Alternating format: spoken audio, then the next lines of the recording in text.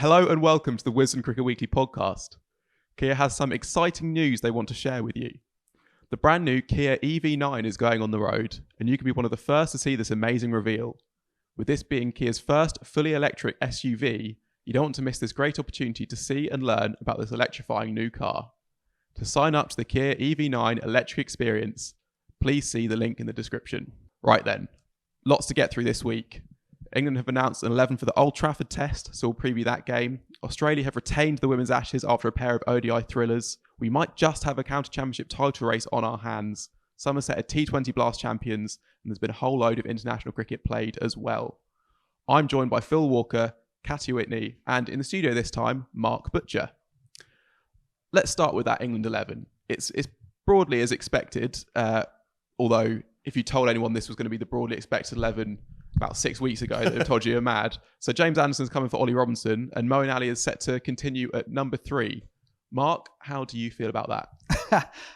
Well, pretty much the same as I did about the Headingley Test 11, to be honest with you, which was that by hook or by crook and almost by accident, they ended up with a team which has got a far better balance to it than either of the ones that played in the first 2 Test matches. And the rest of it was pretty much as expected. I mean, Moeen Ali at number 3. It could work. It might not work. But it's simply a case of that nobody else really wants to do the gig. He volunteered for it, and they'd rather have Harry Brook, where he's been most successful at number 5. So it's kind of, and it means that they get the spinner into the team, which I would agree with on every level. So look, it's a compromise. It's neither a good thing or a bad thing. It might work. It might fall flat on its face. But that's baseball, right? So it's all good. I think that, the fact that we've had 8 days, 9 days between the 2 Test matches sort of raises the anticipation. It also means that Mark Wood has had the chance to benefit from having the overs in his legs from Headingley, and also the rest as well. So you would expect him to be faster for longer, and potentially the difference between the 2 teams once again at Old Trafford, given the weather, plays ball, and we get the sort of pitch that we normally get at Old Trafford, which is hard, lots of carry, with the potential for reverse swing if it stays dry. Yeah, England quite like acting like, say, they've won when they've lost, or that nothing can ever fail. But it does feel like this Moeen move is one that can't really fail, right? Even if he fails, because everything else makes sense in the team. Like, and it's probably worth saying that from a pure numbers point of view, from him himself, it probably will fail, right? Like, he hasn't he hasn't passed 60 in a Test since 2017. He's averaged less than 20 since then, and that's batting down at number 7 and 8, not facing the new ball. So the question is, it can't fail, but it will fail, but it can't even possibly fail, even though it will. Well, Katya, you take up the cudgels on that one. because well, it's one of those ones whereby it's a win either way round, right? That's the purest. That's what the he's purest of baseball. That's what he's getting. Yeah. I'm just looking forward to when Moeen gets a king pair, the clip of you being clipped up saying the Moeen move can't fail after England have lost the Ashes. Look, I like it. It's obviously wild. It's one of the peak moments really in this whole experiment. The fact that he wants to do it is part of the battle.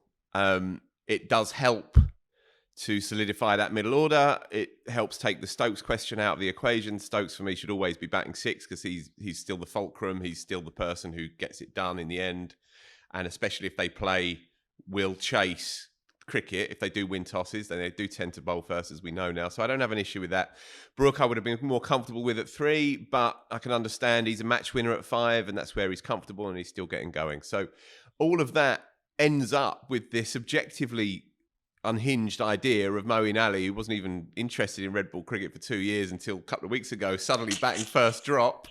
But, he has done it. He batted okay in the first innings in the previous Test match. Look, if he scrapes... He was batting at 8, sure, then, wasn't he? Yeah, but I mean, at least he felt like he was in the scrap with the bat and batted okay for an hour and a half or so. He will get bombed. It's a quick one. Well, it intends to be at least, and we know what's going to happen. It seems objectively crazy that Mo Ali, who's never particularly fancied, and to be fair, who does, Mitchell Stark in at the armpit and Pat Cummins constantly in at your throat and all the rest of it. Nonetheless, that's where we're at. It looks like a very, very strong 4-8, doesn't it?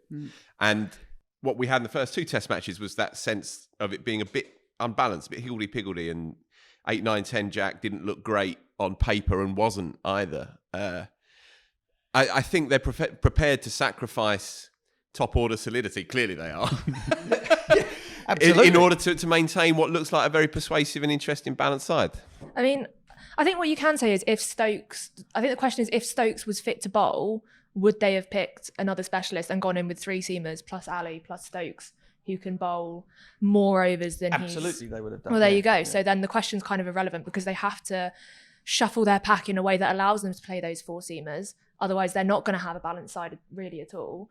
And they need Mo as a spinner. So that's kind of what they come up with. I don't really have a problem with it. I don't see why. No. It's just what the cards they've been dealt, and it's how they've decided to play them. Whether it comes off is kind of irrelevant. I agree with that 100%. And that's actually been the case since the very beginning. The argument around Bairstow keeping wicket and Ben Foakes not being inside, the argument around all of these things have come about because Ben has known, and the team has known without wanting to say it publicly, that he is no longer an all-rounder in the side. Yeah. And so all of the knock-on effects have come from that knowledge before a ball being bowled in the series. So you are 100% correct. That's why we end up with what we end up with. And for me, the sort of the mowing at 3 is basically to stop Harry Brook from having to bat there. That's it. That's the only reason for it. And if it works, great. If it doesn't, it doesn't. But it's kind of, I don't think they're bothered either way. It just means they can play a spinner. It means that Brook can bat at 5, and they can get the balance of the team. It's amazing though, isn't it, to have a sort of pinch hitter like figure at number 3 in an Ashes Test match, right in the guts of it. Yeah. Well, I mean, to be fair though, they've wanted to play almost like a pinch hitter as pinch hitters as openers. So I don't see why True. this is any different. I mean, it's not really. Which is part of the reason why, when we were talking about this before a ball was bowled again, that the idea of having Brook opening the batting in place of Crawley or Duckett wasn't a mad idea, in order to keep Johnny Bairstow at number 5 and to keep Ben Foakes in the team. So all of these things, you can throw them up in the air and they come down any way you like. Yeah. But the basic fact is that this actually looks like a pretty decent, the best that they could do given the circumstances. Totally. I think it was a given. I think that Woakes and Wood were going to play. Obviously, Anderson's the other big talking point. Just very briefly, Dan Lawrence played really well last week. Mm-hmm. In another, if the cards had fallen differently and if Stokes' knee wasn't a problem, then he would have probably been the favourite, right, to bat 3. He scored a lot of runs for Essex this year. 3rd innings 100, really good 100 last week from 0 for 2 against a good Lancashire attack. So on another day, he would have probably snuck in there. But as it is, I think they've got the best 11 for sure for these conditions. Seems to have been freed up almost since the Surrey deal's been confirmed as well. But I don't like to dwell on that. Yeah, fair enough. Are we allowed to say Mohawk for Mo and Ali? No. Okay, fine. But you will. I've already lost the room. Onto. Where's Yaz? It's not actually bad, is it? It's very on brand. It's pretty good. On to Australia, who have not yet named an 11, and there are some questions for them. I guess the big debate is around David Warner. Phil, what do you think they should do there? I mean, he's had a slightly better series this time than in 2019, although I guess that's not saying a huge amount. Stuart Broad has written for the Mail that he's always found bowling at water hard, which feels like some sort of... That's a massive flex, that, isn't it? He's having a good summer. But I guess the serious question is that it looks like Cam Green will be back in contention for this game, and Mitch Marsh is surely undroppable. So what do you do? Do you leave out your gun kid who's going to be the future for the next 15 years, or do you? Well, I don't know what they're going to do. I think they'll probably retain Warner. I think I would be tempted to retain Warner. I think he's looked better this time round than he did 4 years ago. He had a bad game last time out. But he looked okay against India, and I thought his feet were moving okay at Lords. I thought he played quite tidily there, really. So I imagine that he'll play. I think the idea of shuffling your pack to such an extent that, I don't know what. Who would open? Literally, who would open if they were going to pick? Yeah, I guess Travis Head did the job in India, or you have Mitch Marsh as a sort of white ball top but then three you're guy. taking out literally currently the world's form player at 5, who's a natural to bat 5, to go and open the batting. I think that would be a push. As I said last week, for what it's worth, Scott Boland hasn't pulled up any trees, nor has what's he Josh called? Hazelwood. Yeah. And Cameron Green, I thought was a really good-looking fourth seamer at Lords in particular. So I wouldn't be surprised if they drop one of those. That would be the attacking move. And Marsh, you assume, plays, right? I mean, it's one of the great Ashes hundreds, really. And he took wickets and he took catches. Look, Australia. So they might play them both. Australia don't do that fudge thing, right? That Hazelwood will come in for Boland. Boland has been smashed. So that's just a straight swap. So Green Marsh stays play? in the team. Green stays out of it, Right. and they'll pick Warner, and they'll also go in with a specialist spinner. Yeah, the wild card thing was Maxwell, wasn't it? Could they find a place to bolster the lower order batting and get a spin option in whilst keeping the four quicks? But that's I bumped into Maxi actually at finals day. He was lying prone on a sofa. He didn't look as though he was all that interested. If you'd have asked him, I said, "Have they called you yet?" He said, "I've switched my phone off." He said, "Right, okay, yeah." Adam Collins' wedding at midnight. He looked interested in anything. Australia don't. In my experience of Australian teams, they do not do that sort of. We're gonna try and pick everybody and sod the balance of the side. They will pick the balance of the team to play in the Test match. Warner plays, Mitch Marsh stays. And they'll swap Boland for Hazelwood, and the rest will say the same. Well, look, I'll take that. From an English perspective, if Cameron Green isn't playing, I'd take that. Yeah, but he's sort of like he's scored no runs and has taken very few wickets. I know he looked all right, but but Marsh took a couple of big wickets in the game and looked like the best batter on either side. It's just for me, I don't even know it's a conversation. With Warner though, do you not think it's a bit of a stretch to have announced your retirement for 6 months' time? Because that kind of strings to me as, well, you can put up with me for 6 months and then I'll go away. It's almost like it almost helps him retain his place in the side in a way. I just think that's a little bit odd. But he knows he's going to come over here and have a bad series because, quite frankly, he's never had a good series over here. So he comes here, make sure, he's going to have that fairy tale, because then whoever drops him is, the bad person for dropping him and not allowing him that fairy tale, because he has been, one of the most important players for Australia over the last decade. And there will be a lot of people who will argue he deserves that finish to his career. But ultimately, he's not performing, and he's the one that is going to come in and looks like a walking wicket. So I reckon most players do not get the opportunity to decide when. That 95% of the time gets decided for you by you being left out of the team. So yeah, I mean it's quite a stretch to say, right, well I'll go through this English summer and finish it in a blaze of glory at home in Sydney, when he definitely might not make it, but I think he's going to play in this Test. I think what they'll weigh up is whether or not they'll bring in somebody else who will fare any better. And Harris and, sorry, what's the fella's name who's kind of got an English passport? Renshaw. Neither of those two catches slip either, and he's been the best slipper on both teams in that regard. And I think they'll think to themselves, well, he's at some point, Broadie's not going to nick him off, and he might get us off to a bit of a flyer and all that. I think they stick with him. I think the danger would come for him if Australia win the Test match. Then they might think, well, okay, we've now retained the Ashes. Let's move on. We'll draw a line under David Warner here, because they've been unsentimental like that in the past. I remember Michael Slater played his last Test back here in 2001. He was a fabulous player, and I sort of a hero of mine watching Test match cricket in the 90s. But Langer came in, scored 100 here in the final Test match of the series in 2001, and Slats was never seen again. So they have that's kind of how they roll. Yeah, so I agree with you. I think he might not make it to Sydney, but I think he'll play this week. Yeah, look, he had a bad game at Leeds. And he had a good game at Lords. He made 90 runs across that Test match. And he made an important 30, 40 odd, whatever it was, in the second innings at Birmingham, which really helped get them going, really, in that run chase. So I don't think he's had a bad season, really. As an opener, unless you're Khawaja in the form of your life, you're always going to get a couple of blobs across 3 Test matches.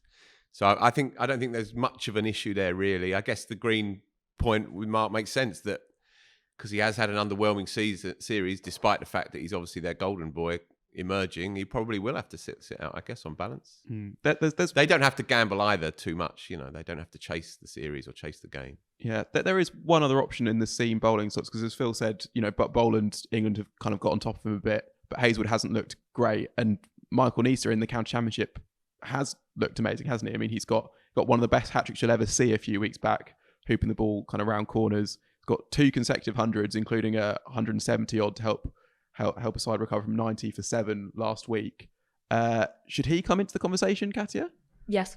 Yeah. Well, I'm very much on the Michael Nessa hype train, actually. Just that nearly double 100 he scored the other day. Like he came in and they were soon 93 for 7, and they ended up declaring on over 400. He's unbeaten on 176. Not great, in my opinion, not to allow him a chance at a double, but we move on from that. And it's not like that's a one-off either. He's come off the back of another century in, I think, the first innings of the match before. He's got an 80 and a 90 in the matches before that. So the batting's there as a kind of potential all-rounder. And then if you look at his bowling figures, he's taken 20 wickets at an average of 26.15 in like 6 or 7 games. That's really good, you know. And you can say that it's second division all you want, but the second division was good enough for Lavishane and Smith to come in and get some practice before the Ashes. So it should be good enough for Nessa, in my opinion. And it's not just that he's come into the Championship and done well. He did really well in the Sheffield Shield. I think he took 40 wickets in that and was like either the second or third leading wicket taker. And you look at Hazlewood, let's say Hazlewood, because if we're assuming that Boland is going to be dropped, it's between Hazlewood and Nessa. In every single innings he's bowled in this Ashes series, Hazlewood's gone at over 4 and over. And I think before this Ashes series, when he'd come to England, he'd only done that 2 or 3 times before. They've all gone for runs, but Hazlewood doesn't have the wickets to kind of make up for how England have treated him. And if you're looking at someone who would be the archetype for bowling in the conditions we think are going to be had at Old Trafford, you'd pick Michael Nessa. He's the form one. He's been around their squad for pretty much the whole series. He's got the strongest case to play, I'd say, you know. Hazlewood plays. Does in the end. I mean, Hazlewood will play, but that's not the fun of it. That's not what we're here for. Yeah. We didn't really do Jimmy, did we? We didn't, no. So when we had a chat about this last week, I kind of, I don't know, leaned towards Tongue. But when I saw the team this morning, I thought something about it just made it feel right. And it's a fascinating subplot to this Test match, because it could be his last. Let's be realistic; it could be his last to play back to back Old Trafford and Oval. And as we know, it's going to be a tough winter for any English seamer going to India and all the rest of it.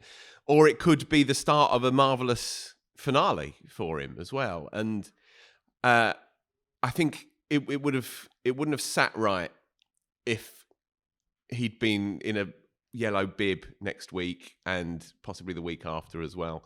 I also think there's obviously very sound cricketing logic behind it. He's not had that sort of snap and zip that you'd come to expect from him this series, but he has also been very economical as well. And in a 5-man attack, where you're going to want Moeen to attack, and especially with a bit of weather around as well, England are going to need to force the issue a bit. So, yeah, having sort of played around with the funky idea, when I looked at it this morning, I just thought, yeah, there's something reassuring and right about this, and I just desperately hope he goes okay. Well, now we'll hear from the man he's replaced in the England 11, Ollie Robinson, discussing what it's like watching Mark Wood bowl fast, and also what it's like sharing a dressing room with one of the most fun characters in cricket. We won, didn't we? Yeah. Thank hell for that, right? From everyone's perspective, talk from yours initially. How significant was that 4 or 5 days up there for the game as well as your own peace of mind? I think, obviously for myself and the team, it was massive.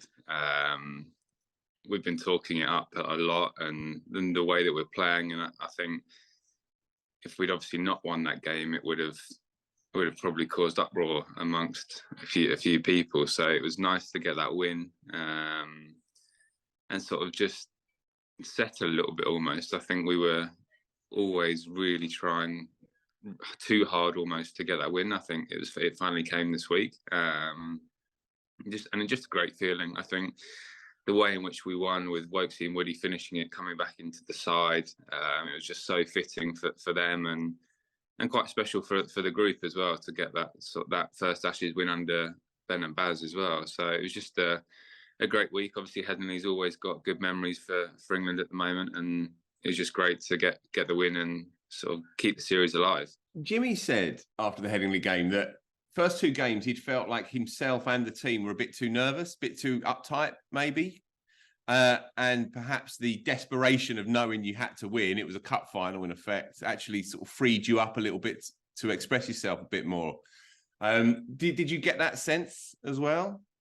I think so. I think you look at how we've played the last 12, 18 months. Before this series, we've been quite carefree in the way that we've gone about it. And I think the first 2 games, we were probably cared too much, might be the wrong way of putting it, but trying too hard or trying to force things to go the right way. Yeah.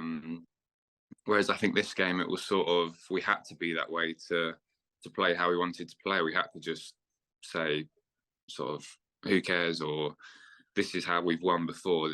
Let's keep playing like that. And I think that's sort of why in the previous columns I've done, I've kept saying you're going to see us become more aggressive and carry on, because I almost felt like we weren't doing that how we used to, sort of thing. And I think the game, we probably saw it back to normal a little bit more. Obviously, there were times where we had to absorb pressure. The Aussies obviously bowled well at time, and like Mitch Marsh played well in the first innings. We had to absorb that pressure. But then I felt like when we batted even, I think second evening, Zach and Ben Duckett just came out and played normally, just played shots and got off to a flyer. And I felt that's what we were doing previously.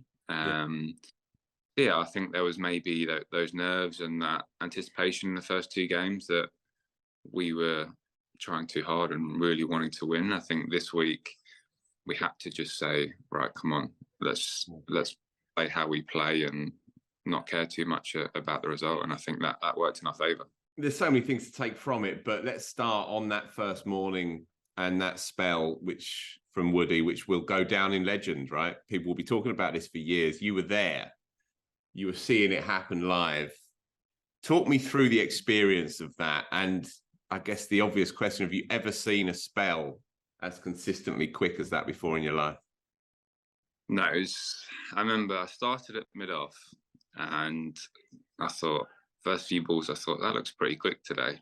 And then carried on through the over, finished the over, and I thought, Jesus, that was quick. And then someone ran past me from slip and they said that they were standing past my mark, which is 22.5 meters. So that's 25 ready first over. And then I think the next over ended up going to fine leg for some reason. And I was 10, 15 yards behind Johnny. And it was just the fastest thing I've ever seen. Is just crazy. I honestly felt like if they hit it more than a metre either side of me, it was 4 or 6. I would not be able to stop. And the fact he was getting the shape, the consistency, the movement on it as well at that speed was just unbelievable bowling. And I think we all recognised that when he was in the spell, and it was just amazing to watch, amazing to be a part of.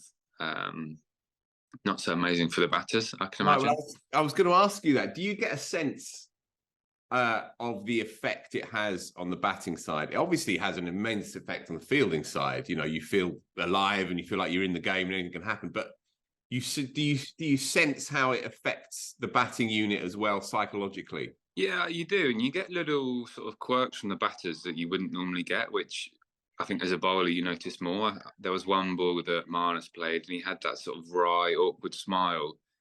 And you sort of knew it was too quick for him after that. Try and give off the persona that everything's fine. You know, it's really not, because he's bowling 95 miles an hour.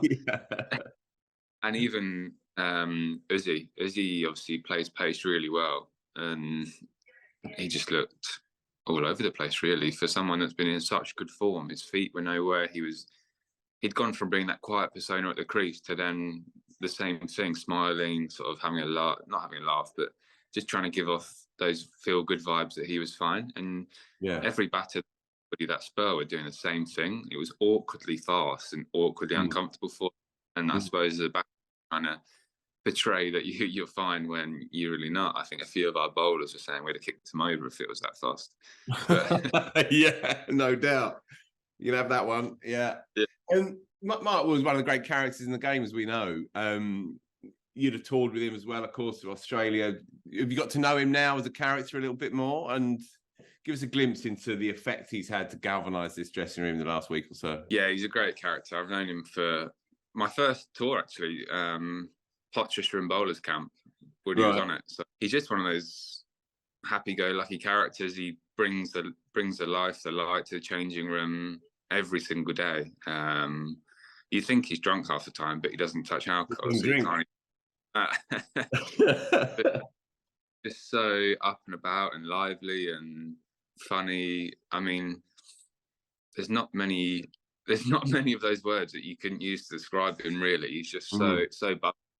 He does get nervous. I know he's obviously said when he flies he gets nervous, and he does get nervous around cricket as well, and I think that brings out that sort of over the top energy in him as well, where he just goes wild, crazy for 5 minutes, and everyone's like, Woody, settle down. But like, we love it. It's just so fun, so funny to watch and be a part of. And he'll do crazy things. Like, he'll walk in the changing room at 10:50, 10 minutes before we go out, and he starts barking on the floor. He said, "There's a dog in here," and you're like, "What are you on about?" And he's like, "There's a dog in here, lads," and he just starts barking, and people just wetting themselves, obviously. Just that sort of character where even if he's nervous or anxious, he almost makes sure everyone else is fine and everyone else is calm and having a laugh. And yeah, he's one of the great guys of the team, really. Blimey, yapping like a dog on the dressing room floor. Okay. Talking of nerves, two bits really. You with the pads at the end, and also you with Stokes in that first innings as well, which in the context of a low-scoring game is quite an important partnership that the two of you put together. There must have been that sense when you were out there that any slight mistake and you're handing them a 60, 70 run first innings lead, and then you know you're up against it on a pitch that's doing a bit. So there's that to discuss. But then, of course, sitting there in your pads, I don't know, were you stock still? Were you able to move? Were you prancing around the dressing room, cat on a hot tin roof? What was it like knowing that you were probably next man in, or if not, the man after, and you were thinking with 80 needed and 4 wickets in hand that you'd probably be having to get out there. So what the hell was that like? The first innings, I was on that many pills. I was sort of not out of it, but I was a bit spacey. I had taken strong codeine. And as soon as I walked out, Stokes said, "Just back with me as long as you can." And I was almost so relaxed and so calm that I thought, I'll just do that with him for a bit and it'll be fine. And then, yeah, it was a bit surreal, really. I just sort of kept facing a few balls, trying to give him the strike. He kept whacking it out of the park, and did that for half an hour. But no, it's quite enjoyable to back with Stokesy. Obviously, it's sort of the first time I batted with him when he's properly going. Long one, yeah. And it was just amazing to watch. He's quiet. He's very quiet in the middle and very sort of zoned in. His eyes are glazed over, and you can just tell that he's in the moment. But that was cool to watch for me from the non-strikers end. And then second innings, I was probably the calmest person in the England squad. I sat in the physio room all day, just chilling out. I didn't even get my pads on when I think Wokesy went in and didn't even get them on. I thought, I'm not going to be needed here. Really? I just felt like we were always ahead of the game. We were always just that bit ahead. After the two previous test matches where they were always just ahead, I felt like this game, we were always just ahead and we were never not going to do it. And I think the fact that me and Brody were 10 and 11, I thought even if we needed 25, 30, we could do it, because I just feel like we have that confidence in our batting to be able to do it. But I tell you what, you might have been feeling that, but the country wasn't. Everyone was a wreck. I tell you that. It was an awful experience to watch it. The lads in the change were a mess. I was going, lads, come on, calm down. Just keep the faith. We're gonna do this. And you've got people striding around the changing room and talking like they've never spoken before, or some were dead silent in the corner, just chewing gum.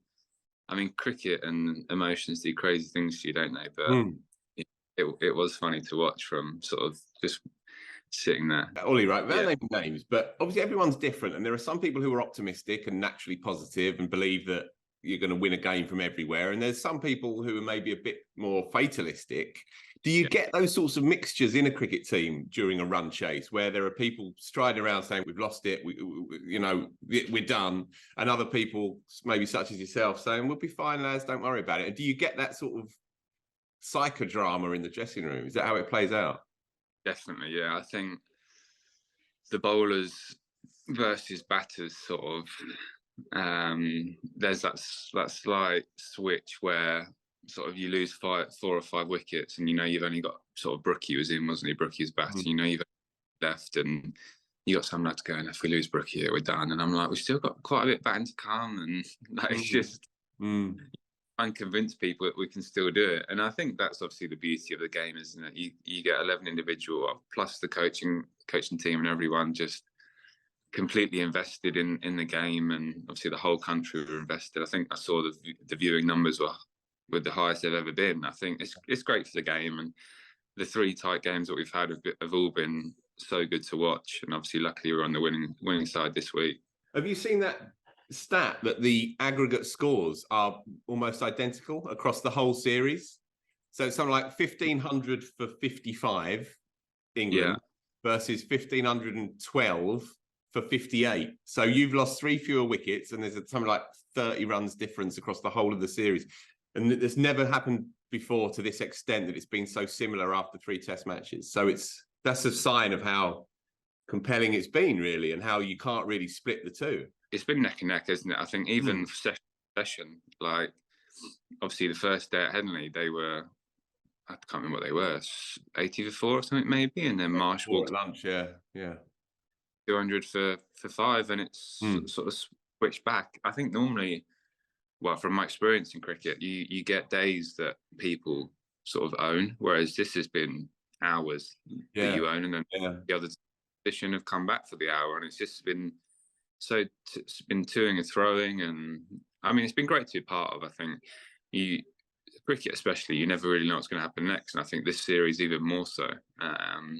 Obviously, we'd like to maybe have won another game and be 2-1 up our side, but I think it makes for an exciting watch the last 2 games, especially if we can get the win at Old Trafford next week. So we'll come to Manchester just in a sec, and if England do win, then this place goes berserk, and I can't even cope but what it would be like in the build up to the Oval if it does go 2-2. But anyway, we'll come to that in a minute. Just on Leeds, the aftermath, what happened? How did you celebrate, acknowledge the win? And I guess the cheeky question is, after McCullum said after Lords, well, I don't think we're going to be sharing a drink with the Oppo anymore, did you? After so we're in the changing for a bit, a couple hours in there. The families came in, we took them onto the field. Oh, nice. The groundsman let some of the guys play cricket on the wicket, which was pretty cool for them. Some of the family partners, brothers, mums and dads, right? Oh, lovely.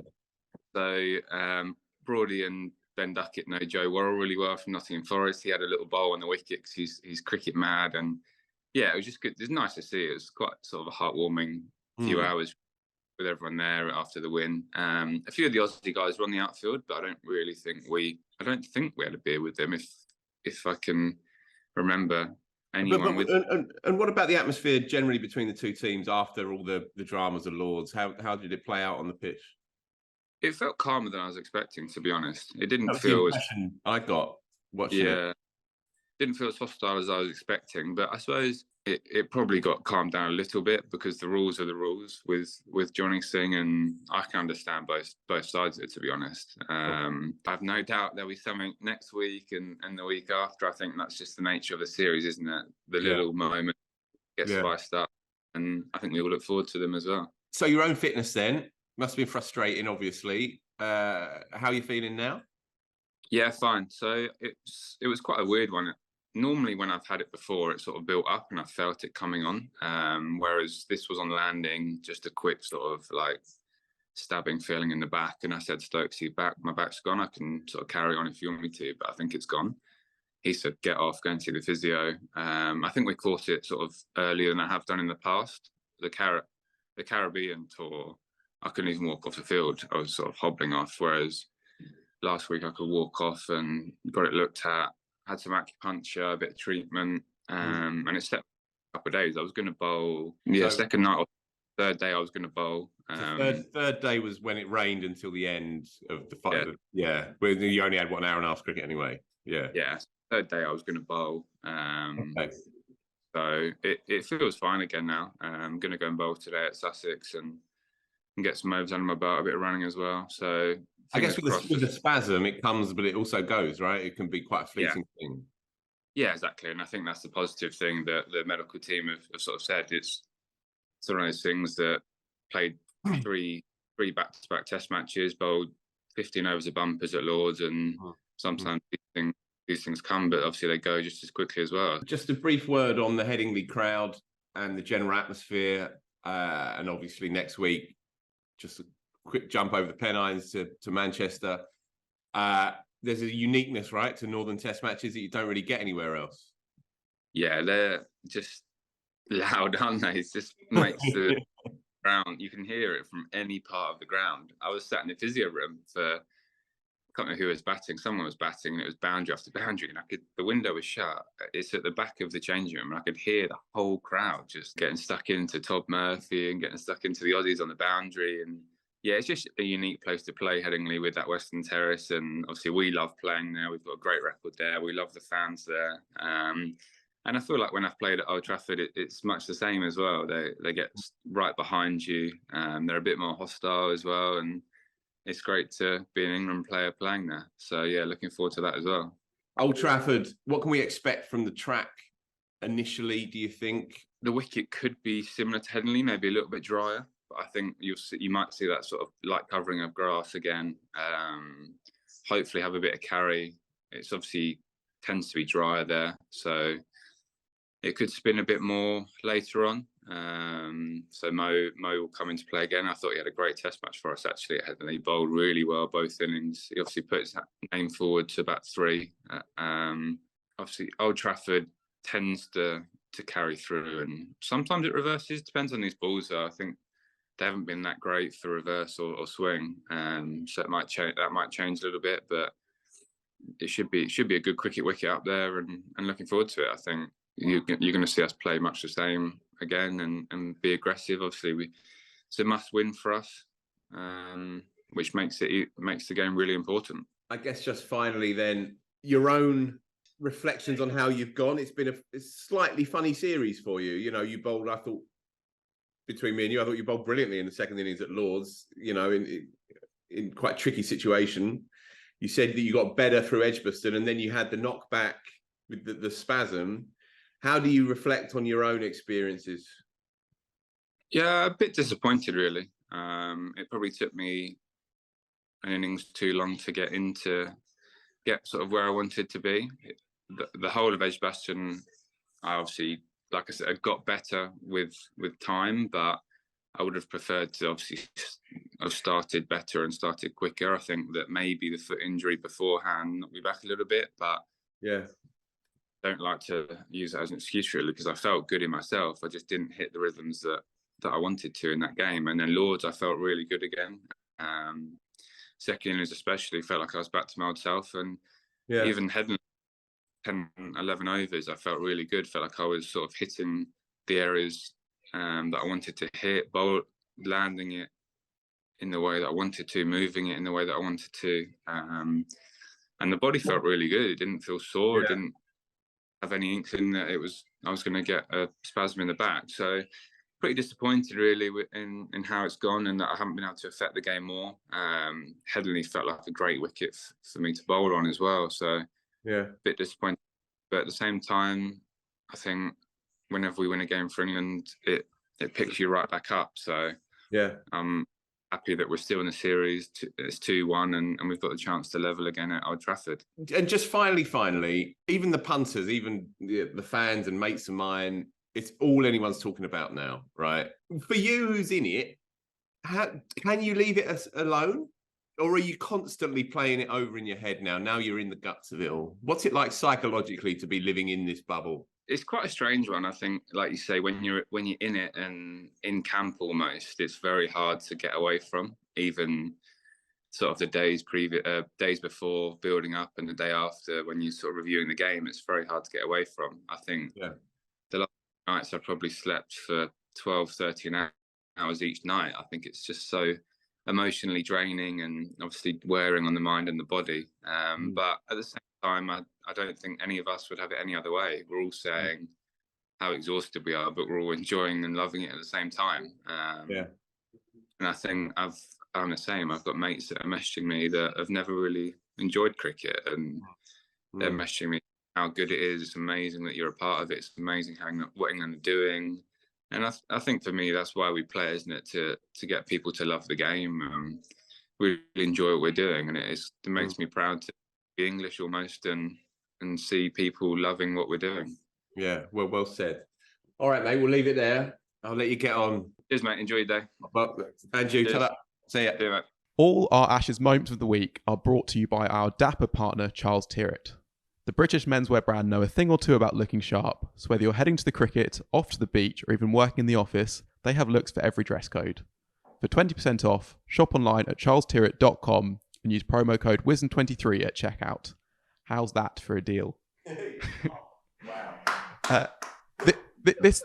This week's moment of the week is the ending of the first Ashes ODI, and specifically that scoop shot for 4 from Kate Cross. Katya, that was quite the moment and quite the game, wasn't it? Yeah, brilliant game. Run chase was great.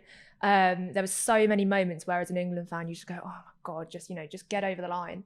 And I think most people would have given up hope several times over.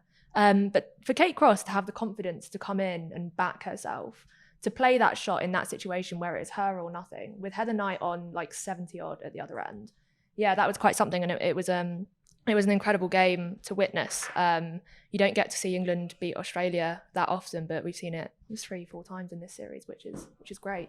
It says something, doesn't it, for England, that they have the confidence in their lower half, doesn't it? I mean, Australia still feels as if they have the edge kind of in their area and that batting depth, but it feels like England is starting to believe that their tail can do it regularly, which is maybe the first steps towards their tail actually being able to do it regularly and get that sort of contributions. Yeah, I mean, I think if you look at the game yesterday, which they lost, you can make the argument that, Kate Cross should have come in ahead of Sarah Glenn, because she couldn't, she wasn't able to find those gaps. She didn't seem to have the kind of tactical awareness around her of what she needed to do in order to close a game out at that point, as in when it was a free hit for her and when it wasn't a free hit. And maybe that was kind of the difference. And you look at Bristol, where the tail was pretty aware of that and still going aggressively, and you look at Southampton, and that was the difference. So maybe they are starting to get that awareness, but that there is still a little bit of a way to go in that, I think. And maybe it just comes down to being in those situations and winning matches regularly like that against Australia, rather than playing sides that you're, I guess, not presumed, but more likely to beat. When you're in those scenarios where you're actually in the game for longer, as they have been this series, that's when you get that kind of experience. Well, that victory in the first I did level the series, but Australia have retained the Ashes after another thriller. They won that by 3 runs with a Nat Silverbrunt century going in vain, and got so close, didn't they? But I guess Australia are always likely to sneak home in 1 with England in 5 from 5. Phil. Right, so I didn't see the back end of the game, so I can't really comment on it. We were all following it on the phones. Nat Silver seems to have carved out a particular niche for herself. Heroic rearguard hundreds in losing causes against Australia in clutch games. Heroic failures. Yeah. Oh, man. Well, yeah, so she now averages 58 against Australian ODIs, which is obviously ridiculous. She's got 300s against them, which is a joint world record, but they've all come in defeats, and they've also all come since the start of last year, 2 in that World Cup and now this one here. Yeah. As much as it's been a triumph for England, especially to have come back from 6-0 down, you can't shake the sense, just as you couldn't shake it at Canberra as well, and 1 or 2 other moments in recent years where just as you feel like they're about to get rid of that monkey off the back, then it just stops just at the final hurdle yet again. And don't get me wrong, 8-8 would be a fabulous scoreline considering what happened when Australia were here last time round, and it became like an exercise in self-pity by the end of it for the England side. Nonetheless, shake hands on an 8-8 is good, but you'll be looking at all of these little kind of clutch moments, these tiny little divisional moments, and this would have been one of them, right? So 5 from 5 required. Is that right? Yeah. Mm-hmm. Yeah. 5 from 5. Oh, required. sorry. They needed 5 wins from the last 5 games. yeah. Oh, sorry. So what was this permutation the going into the last the equation two overs? was they needed They needed 15 off the last 15 over, for and then the they last. needed 5 off the last ball. So Yeah. 4 would have taken it to Yeah. the super over. 6 would Yeah. have won the game. And as it went up in the air for a second, So you're I thinking, saw like, it. Yeah. yeah, So she towed it a bit up to long Clocked on. it. Yeah. yeah. But they had a, you just felt that they had the run chase under control. Of course, you had the last over of England's bowling innings, they did fantastically well despite a Perry 100 to keep them down to what looked like being around about sort of 260, and then poor old Lauren Bell. Lauren Bell ships 26 off the last over and kind of, and really, really puts the cat amongst the pigeons. But England should have got there. I felt that England should have won the Test match. I felt that England should have, that yesterday that was very much within their compass. Yeah. And the things that cost them in the Test match were kind of were tactical misreads, if you like. Because I think player for player, I think they're as good as Australia. I really do. It's the first time I've thought that over the last 3 or 4 years, that actually they have nothing to fear from them in terms of what we can do to them as opposed to what they can do to us. But it has just been that the little bits are now so Sarah Glenn had the last ball of the 49th over was on strike. Nat Siver was down at the end that she needed to be in for the last over. It was a free hit. I mean, you mentioned it. It was absolutely swing from the ring, hit it for 4, hit it for 6. Whatever you do, don't pat it at a fielder and give yourself the decision to either take one or not. And sure enough, she got a low full toss and sort of patted it to extra cover. And for those things like that have kind of cost England. And what you could argue is, and Katya is absolutely right, is that you could argue that the experience of having done that, when they look back on over the opportunities they've had over this series, will stand them in wonderful stead in 2 years' time when they have to go down to Australia. But it just feels as though that there's been a massive opportunity lost against an Australian team that I think is waning in terms of their powers. Obviously, no Meg Lanning has made a huge difference.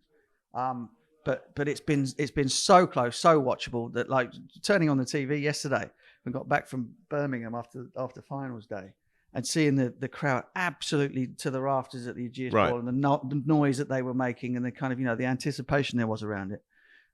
This sport and all women's sport has come on and such a long way in such a short space of time. It's been great to watch. Yeah, by that metric, by the bums on seats metric, whether it's 10-6, 8-8 or whatever, that is a triumphant summer for the English game. Yeah, but I think actually if the format was different, it could have been even better. Like you mentioned, 5 from 6. That was always going to be a massive ask. Imagine if we were now going into the Test match after the ODI tomorrow, and it was either 8-4, in which case there'd still be a chance for Australia to retain the Ashes, or 6-all going into the Test match. How many more last minute tickets would have been bought? What an occasion that would be. And when you go into a 6-match ODI or 2 series already 4 down, you have to win 5 from 6. It's such a tough ask to be that clinical. And I think it's almost too weighted in favour of the side that already holds the Ashes. I understand, as the point Ben made earlier, that regaining the Ashes should be hard. It should be. But I think in this scenario, it's almost become too hard. It's become too skewed towards the side who holds the Ashes. And when you have the opportunity for creativity in a series, which isn't afforded in the men's Ashes is 5 Test matches no matter what, right? But in this series, you have the ability to be creative with it and try and artificially manufacture a really good series. And that's, but that's great. Why wouldn't you? I agree. I think if you're going to play the Test match first, I mean, I agree with you. It'd be great to have it live, or maybe slap bang in the middle. You play the T20 series, you play the Test match, then you play the 1 days at the end. But if it's going to come first, then I'd make it a 3-point win, 1.5 for the draw, which then means that the team that losing it does not have to win all of the white ball games in order to come out with a victory. I think that makes perfect sense. I mean, that sounds like sort of the English trying to weasel out of a Test match loss. But what you want is that for there to be an incentive for teams to try and win the Test. I mean, now that it's a 5-day game and the chances of a result have gone up exponentially because of that, then you kind of think to yourself, well, okay, does it need to be, does the weight of the Test match win have to be quite as high as 4 points, given that there is now likely to be a result whether you want one or not, if you see what I mean, making drawing the game that much more difficult. But that's something that, because it's the first time We've had a five-day test match in the women's series. Is something that kind of like they will probably have to look at afterwards, and they can be excused for not having foreseen how that might make things turn out, beforehand. But then why don't you also take out regaining the Ashes entirely? Why don't you make it odd number of points? Then wouldn't that? Well, that's what you do. If it's 3 points for the win, then you have an odd number. You have an odd number, don't you? Yeah, and maybe that takes away the incentive for the draw of the test match as well in certain scenarios. For this episode's Kia's Movement That Inspires moment, Kia is giving you the chance to watch the final test match of the Ashes against Australia at the Kia Oval on the 30th of July. Not only will you attend day 4 of the test match, but you can also watch it in the luxury of the Kia box. For a chance to win a pair of tickets, all you need to do is enter by the link in the description. Entries close on Friday the 21st at midnight. Somerset are T20 Blast champions. Statistically, it's one of the most dominant T20 campaigns in history. So they won 15 from 17. I think they claimed 151 wickets from a possible 170. And it was their bowling attack that did it on finals day, wasn't it, Katya? Yeah, they were really good. You look down Somerset's side and you see the batting they have. They have, Will Smead, Banton, Kohler Cadman, all of that kind of stuff. Everything that points towards them being a phenomenal batting unit. But it's been their bowlers who have been so consistent for them throughout the campaign. Craig Overton was great. Matt Henry as well to close it out at the end. He was really good. A great catch from Tom Banton actually to finish it off. Tom Kohler Cadman, sorry. Yeah, the other Tom and the other Overton. But yeah, no, they were really good. And I also think to blast through Surrey in the semi-final as well, that was really big. They came off, 141 they posted. And then to blast through Surrey and bowl 2 sides out for less than 150 on finals day, that's quite something. Yeah. I mean, we've got some of the worst batting you'll ever see from both teams losing the semi-final and the quarterfinals, to be honest. 7 runs and over chase.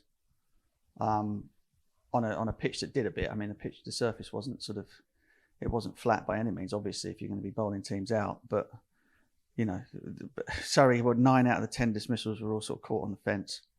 And Essex, with Daniel Sams not sort of in at the end, obviously he was the last man out, but kind of just failed to support him through the last 5 overs, and they should have walked it, really. So, Somerset built pressure by bowling fantastically well. Henry was superb. Ish Sodhi took 3 for nothing as well. So the New Zealand connection worked very well for them. But both losing sides were instrumental in their own downfall. But 18 years in between, Somerset have been one of the most watchable teams in the Blast, forever. And so it had to happen at some point that they were going to break that duck since 2005, and they were the best team in it. And I was sort of presenting the long old day with all the rain breaks and everything like that. So we didn't go off air at all. We sort of just went stumbled from one game to the next. And of course, I kind of got the numbers wrong. I said 14 from 16.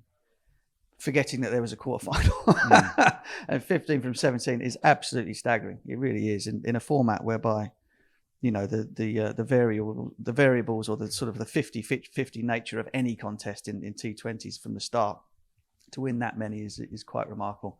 And the Taunton is the cricket town in this country, I think. So very well deserved and good on them. Yeah, exactly. And that point that 2020 cricket, there seems to be a lot of chance priced into it, and that's part of the reason why people love it, right? But also it can sometimes lead to feeling like the element of chance, the element of randomness is maybe a little bit too much for the integrity of the best teams, the integrity of the competition. I felt it a bit watching the IPL, and it's presented as a virtue, but on the other side, you do want the best teams to do well. One of the most interesting things about the 100 is that Welsh Fire were bad, stunk the place out, and that was the only interesting thing about it. So you want the best teams that recruit the best and that have the most imagination, and it's proven, to bring in Sodhi, for example, for one group game, one quarterfinal, a semi, and then the final, and he was being magnificent. That is a further demonstration of a club that knows how to recruit, knows what it needs. It's a brilliantly balanced cricket team. I've seen them play a few times live this year, and they are a fielding side that is better than anyone else. They have, each bowler knows exactly the role that they play. Craig Overton bowls like he's playing in a championship game, bowls filthy heavy balls that are very hard to hit. Matt Henry is a game changer with, in those middle overs as well. He bowls a full length, asks for it, all the rest of it. They bring in Kola Cadmore, who makes 400 plus runs at 3. Haven't mentioned Ben Green yet, have we? No, and we're coming to him as well. So they've got 2 homegrown openers who are almost interchangeably explosive, and then Ben Green, who's taken more wickets in the tournament than anyone else. Lewis Gregory. Fabulous, as well. Brilliant captain. I was a winner with winner in the 100 as a captain. Yeah, with the rocket. And all rounder extraordinaire. He'll kind of knock people over for you. He'll do tough runs at the back end of an inning. So they're just a damn bloody good team. So obviously, I was watching it from a slightly Essex perspective, but I didn't feel in any way disappointed because it would have been a scandal, really, if my ragtag bunch of lovies had managed somehow to scrape through. They were one shot away from going out in the group stage, snick home at quarters, semis, and then to have beaten the best team in the country in the final. That would have felt slightly unjust, I think, really. So no complaints from an Essex perspective. They did well to get to that point. And it was the right win for the right club, I think. And I suppose the interesting thing from a Somerset point of view, looking over the past decade, where you could argue they've been the most consistent counter team in the country sort of across all formats, I guess. But it's only translated into one one-day cup win before now in 2019. And especially in T20 cricket, it sometimes felt like actually being at Taunton has held them back in some ways because they've been so good there, because they've been so good at playing that sort of brand of cricket where you've got small boundaries, flat track. They would, the scoring rates would be absolutely huge. But then when you actually have to go elsewhere to win games, you might then trip up a bit more. And now they've actually won it, obviously based on, they've had home dominance, but it's been based on that bowling, which is, and the fielding, which has not been the case before. So, and also, I guess you kind of feel like if you're that good for that long as Somerset have been, that you kind of just pick up a few titles along the way just because that's what would kind of happen. And it hasn't happened, so they've had to get even better and better and better. And now they've done it and they are English champions.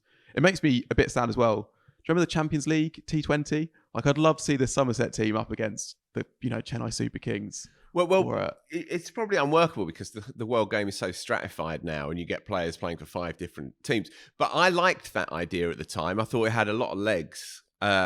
And I don't know how it can be doable this time round. It looked bad though, didn't it? Because nobody was there, and you also have the situation, as you rightly point out, whereby there are guys who play for all of the teams. So how do you get around? Kyron Pollard would have been playing for literally all the teams in the tournament. I just kind of. But I think we there is enough. There's enough T20 cricket to go around for us to do without that as well. But it is nonetheless. Yeah, look, I don't disagree with that, and clearly I'm pretty weary of the whole thing anyway. Nonetheless, it's a good pub conversation that could one day be made flesh of the IPL's winners, Somerset, the BPL, etc., who would be the finest team out there? Who is the best domestic T20 team in the world? That's quite an interesting chat for people who are interested in those kinds of things. Still, one day maybe, whatever. Yeah, maybe. No, you're all right. Not me either. But, some people are, Mark. On to the county championship, and there could be a title race. Surrey without a win in 2, Essex are only 13 points off the top, and if Warwickshire win their game in hand with a full set of bonus points, they would go ahead of Surrey. Phil, is it on? Possibly. No one saw this coming, really. It looked like a Surrey procession. They'd forgotten how to lose, and then they did lose, and then they lost again, or rather, they drew again. That Lancashire game judded the whole competition because this was 2 or 3 weeks ago now. They were chasing 200. Everyone had already closed the book on the game and they were bundled out for 80-odd. And seeing the following game here last week, it seemed like they were trying to shake that memory off a little bit. And there has been a mini blip with Surrey across the 2 formats that nobody really imagined. Nobody saw coming. That said, it's very hard, and Mark will know, to be good for 6 months of a long, gruelling season. That said, 13 points, and as you say, if Warwickshire win their game in hand, then they would actually go top. It shows that it's hard to win this thing. And for all the resources and for however well Surrey are run, and they really do use their enviable resources very, very well. Nonetheless, Essex are scrapping. Essex are doing what they do. Those two don't play one another. So Essex and Surrey played earlier in the year. Essex slightly had the best of a rain-affected draw. So perhaps Warwickshire might be the bigger challengers because they will play Surrey again. Those two will meet later on in the tournament, and that could be a real humdinger. But yeah, look, it is now legitimately a 3-horse race. It's a proper scrap, and I having seen them in the first half of the season, just didn't see this coming. Just to point out with that Surrey game as well, what was it? Two Nottinghamshire bowlers went off injured in the first innings, and Lyndon James ended up having to bowl a ridiculous number of overs and did really well. Yeah. But the scale of that loss, considering where they were on day one as well, that's quite something. Yeah. So Burns bagged a pair, LB both innings in the first over. Obviously Pope is out for the season, and so one or two of their bankers are struggling a little bit. Jamie Smith's in a bit of a, I wouldn't say he's in poor form, but he had that really good 70 ball 100. But either side of that, he's struggling a little bit. Had a quiet match against Notts. So while Surrey are still comfortable favourites to win it, don't get me wrong, and you would think 3 or 4 wins from the last 6 and they'll be fine, or rather from the last 5. Nonetheless, it is on, and it speaks well of the tournament. It speaks well of the championship. Really, there's only really been Northants and Middlesex who have struggled through much of the season. It's a 10-team league, and from pretty much 7 or 8 upwards, anyone can beat anyone, as we've seen with Lancashire. And actually, Middlesex and Northants had one of the games of the season last week. It was a good round, quite an odd round. There weren't as many results as you'd normally get, but there were 3. Well, so the Lancs Essex game was obviously that was a result in the end, but there were 3 almost massive chases. So Middlesex Northants was a scores level draw, and Derbyshire v Sussex. So Derbyshire almost chased 380 and 58 overs, and then eventually when they were 8 down, settled for the draw there. But county coaches aren't happy, Mark. The Kookaburra has been in use, and Gareth Batty called the timing of that trial illogical. Notts Peter Moore said it doesn't feel right to be switching balls for just part of the season. What have you made of that trial? Is it a success, or do you think of one-off experiment? They're absolutely right. I mean, if you're trying to work out what the sort of like the dominating factor in the game is, then 2 matches is not enough to do it. So you either play an entire summer with the Kookaburra ball and you take your data from that, or you just go with the Duke and don't mess with something. Don't kind of move the goalposts as you're halfway through the championship. My feeling is that there were nearly some huge chases finally into the game, but in the first innings of quite a lot of the fixtures, there were teams bundled out in much the same way as you'd see with a Duke ball. And the part of the reason for that is, and it's something that I've banged on about forever and ever with the Kookaburra ball, is that the thing that makes the most difference is the surface, always. Now, Kookaburra in Australia gets torn to shreds by the Merra Creek soil, right? It just rips it to bits. It rips a Duke ball to bits too. You play with a Kookaburra ball on the softer surfaces, relatively softer surfaces here in England, and it retains its shine. You can shine it, and it will still swing and move around, and it retains its shape better, funnily enough, than the Duke does. And so, in terms of that, I didn't expect it to make a massive amount of difference. And as I've said, unless you do it over the course of an entire season, you can't tell anyway. You could, things that would have happened, teams being shot out for not very many, teams scoring an absolute bucket load, have all happened with the Duke ball as well. There's no discernible difference from what happened in those 2 rounds of games from anything that we've seen during the course of the summer before, and therefore it's a nice try, but really you've learned nothing from it whatsoever.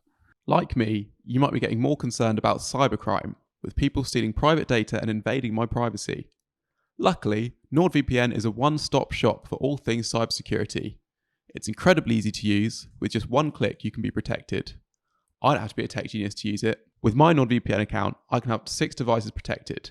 I no longer have to worry about hackers, malicious sites, and pop-ups. For the price of 1 coffee a month, you can have complete peace of mind knowing that your devices and data are protected. Are you tired of ISP throttling, slowing down your cricket streaming? Say goodbye to buffering and hello to seamless matches with NordVPN. Experience cricket like never before. Safeguard your online presence, enjoy uninterrupted streaming and access to matches with NordVPN. Get started with NordVPN now and protect your digital boundaries. Grab your exclusive NordVPN deal by going to nordvpn.com/wisdom to get a huge discount of your NordVPN plan and 1 month for free. It's completely risk-free with Nord's 30-day money-back guarantee. Click the link in our description to get started today. Well, on to the rest of the world game. And before we get onto the actual cricket, the ICC annual general meeting happened last week. Their big announcement was that there's equal prize money in ICC events for men and women now, which is obviously good, but I guess a step in the right direction. But that's not the decisive thing in how much women earn, I guess, until you're getting salaries up. That's keeping up. That's a bit out of the ICC's control. But I suppose the big thing that actually people have taken away from it that's not in the announcement is that revenue model, which we might have discussed before with but in India getting 40% of the ICC's earnings. Who wants to take this one? BCCI, India, revenue share, a bit more money for associates, perhaps. Yeah, well, you're trying to make a positive-ish spin on it, as indeed, of course, they are. I'm not saying that you personally are, Ben. One does try to, and of course, that's what Allardyce, their CEO, whatever role he plays, that's what he said to TMS. That's what Wasim Khan said to me last week or a couple of weeks ago at Lords.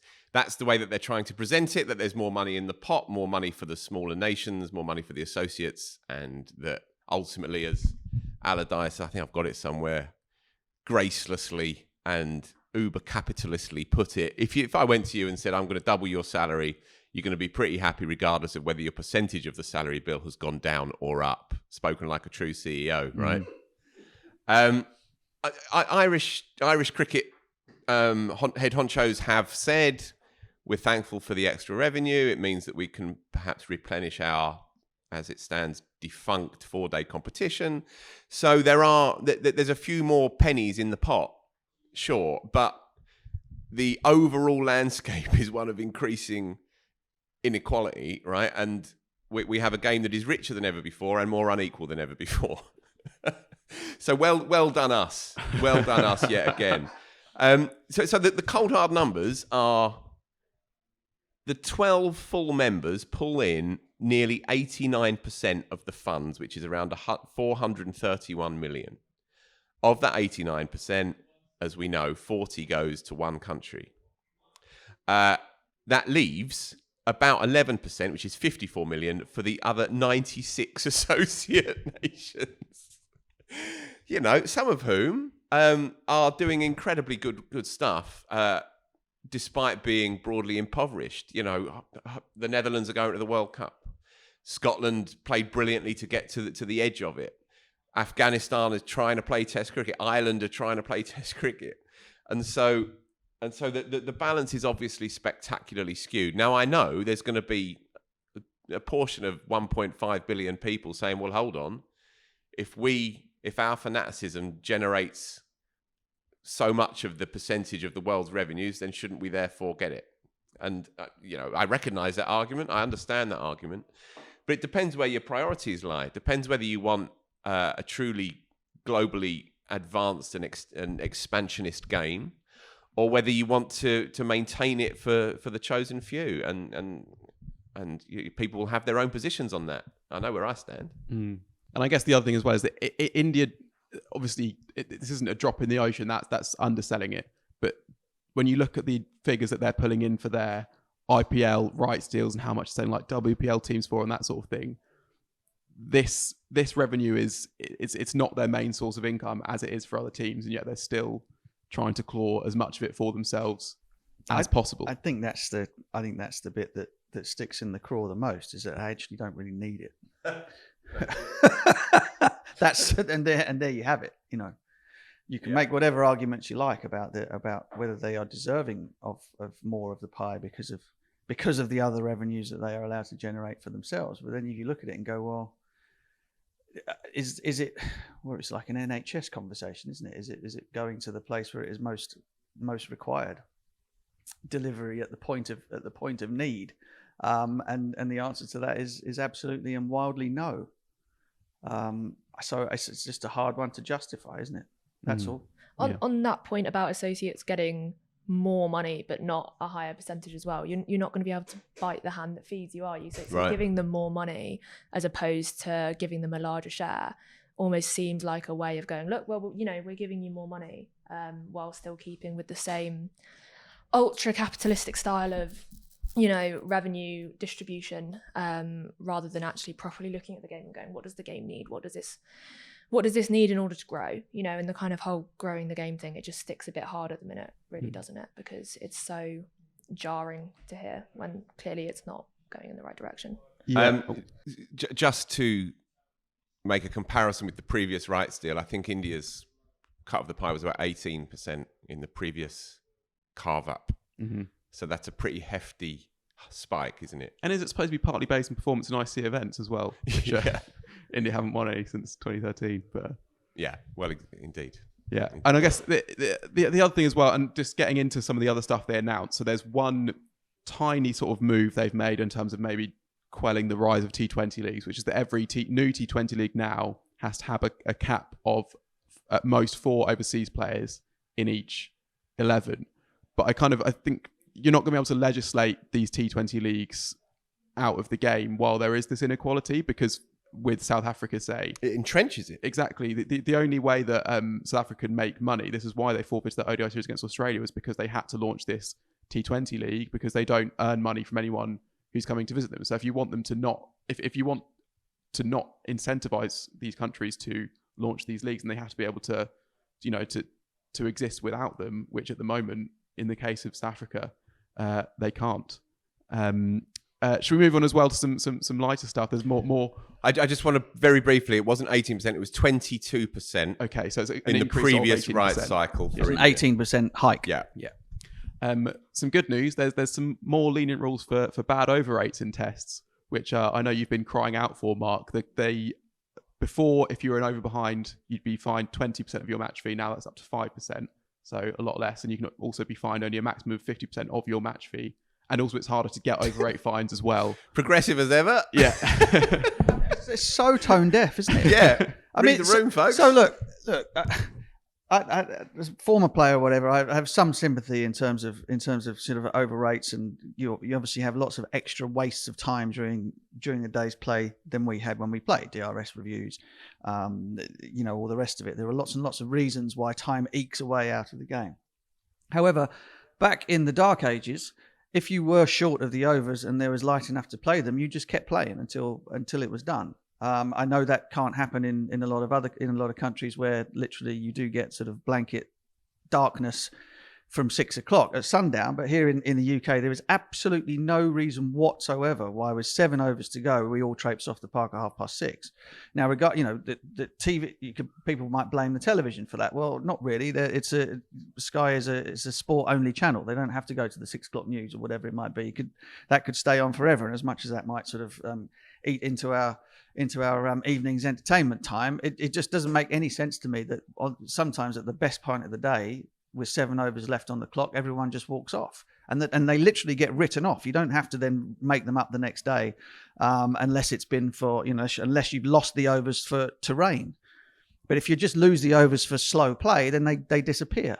It's madness. So making the fines. I mean, the fines didn't do anything anyway, because let's face it, unless you come up with some sort of penalty that affects the match that you're playing in, no one pays any attention to that whatsoever.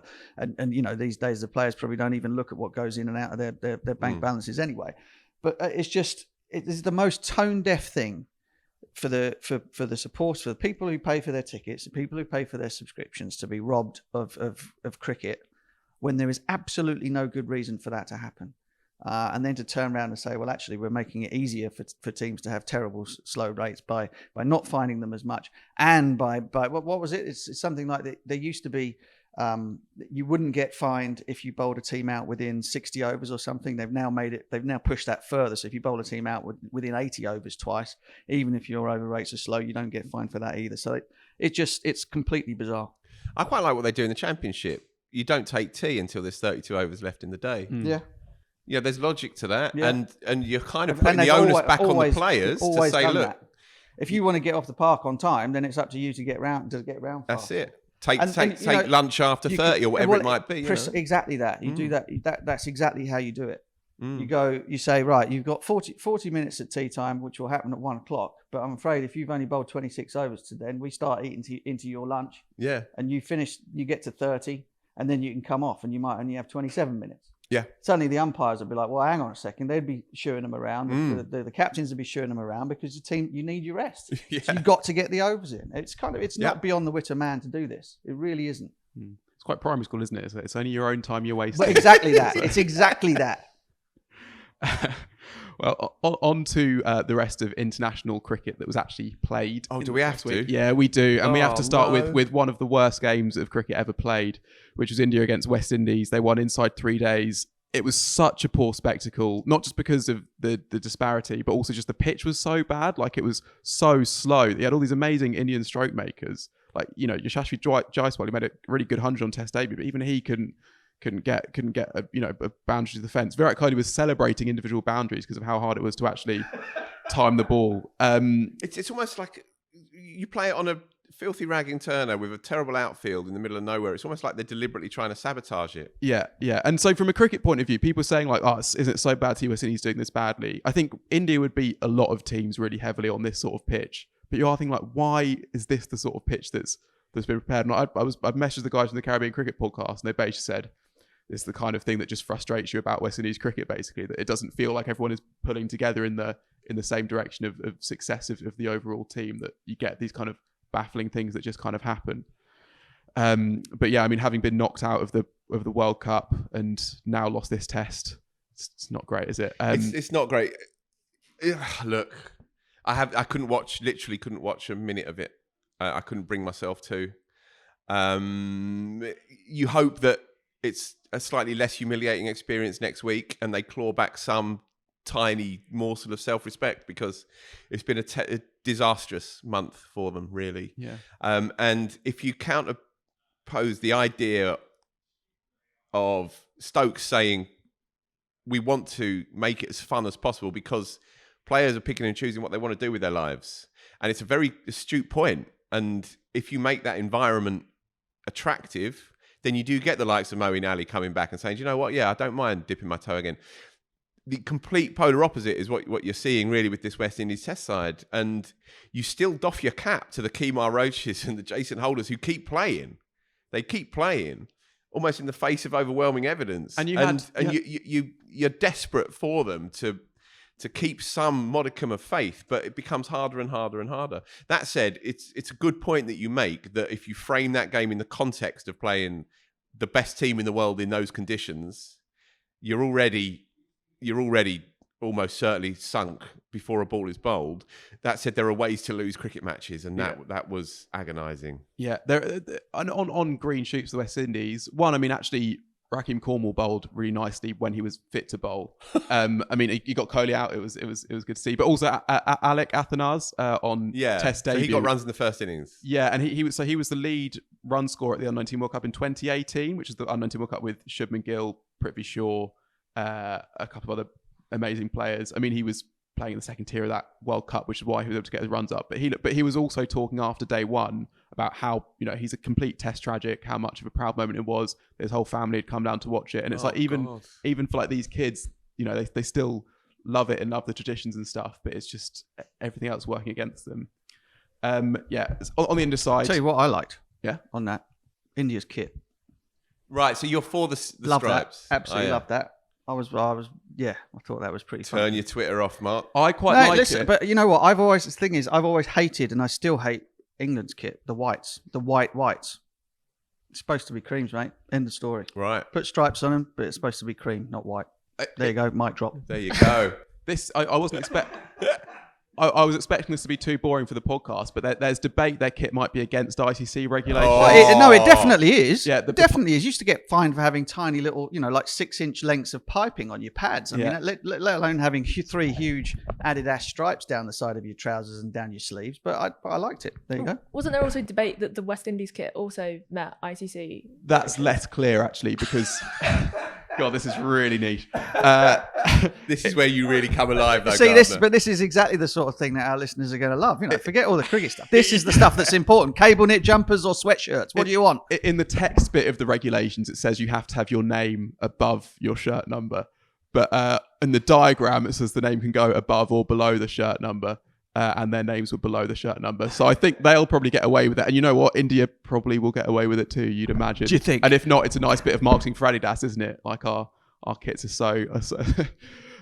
so good they break the rules. There we go. I'll say I don't have a problem with the stripes. I think the colour was not great. I think it could have been a nicer blue, and then you'd get more people on board. But that's my expert perspective from what Grow you the game. Grow the game, exactly. Why do we need to be playing in whites? Jaiswal's good, don't he? I suppose. Is that the least surprising Test debut century ever? Might be up there, yeah. Yeah.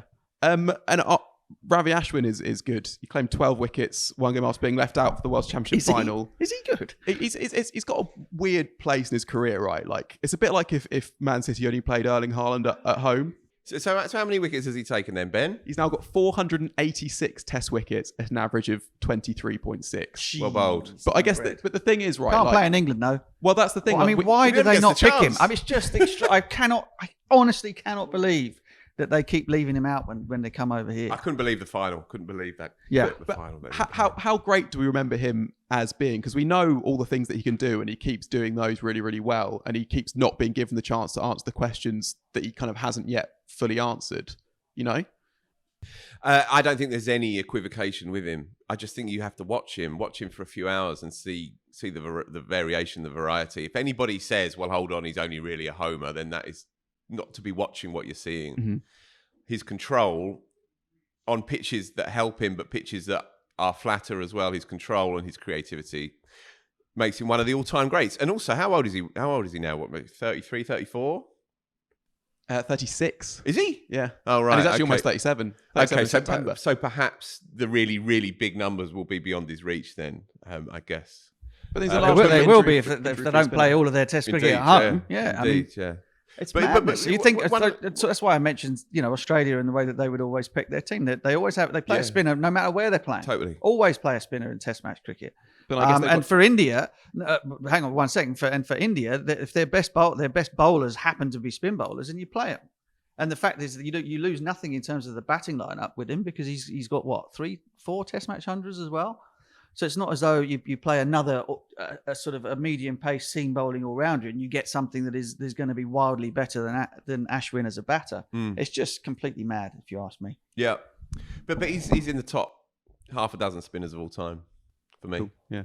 It must be quite nice though if you're Ravi Ashwin to get to play on pitches that completely suit you all the time. So Yeah. I don't really have a massive problem with India picking him on the pitches that suit him best, especially given, that he is nearly 37. I can completely understand the argument that he's one of the greatest spinners of all time and therefore should play wherever they go. But, as you said, you pick your best side for the pitch that you're playing on and the conditions you're playing on. It's not that out there to say that, we don't think spin's going to be massively effective here and we've got a good second spinner ready in the wings. He does give him more with the bat than Ashwin does. So I don't have a massive problem with it. I can completely see the other side of it.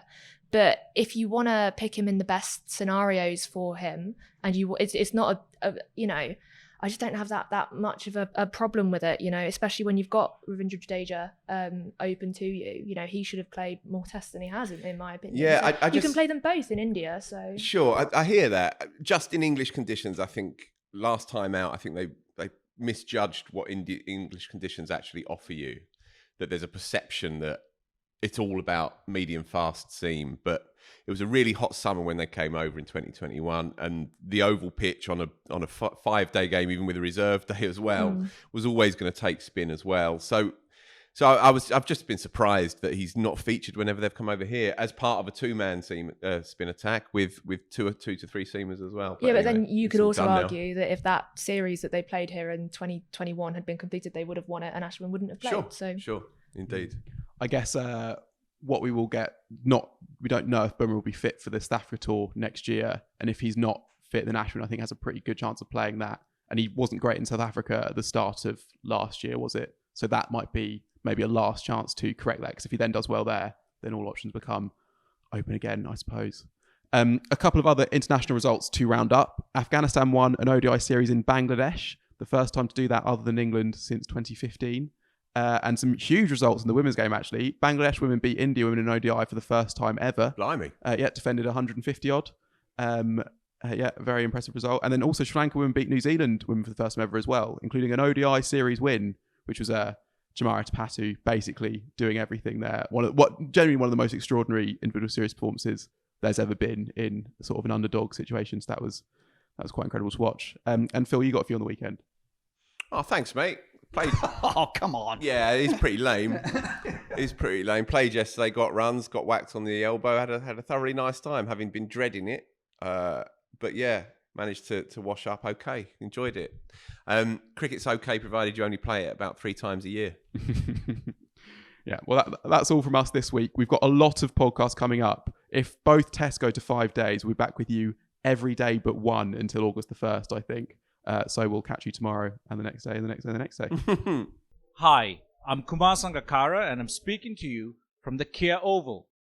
Hello to all parents of young cricket fans.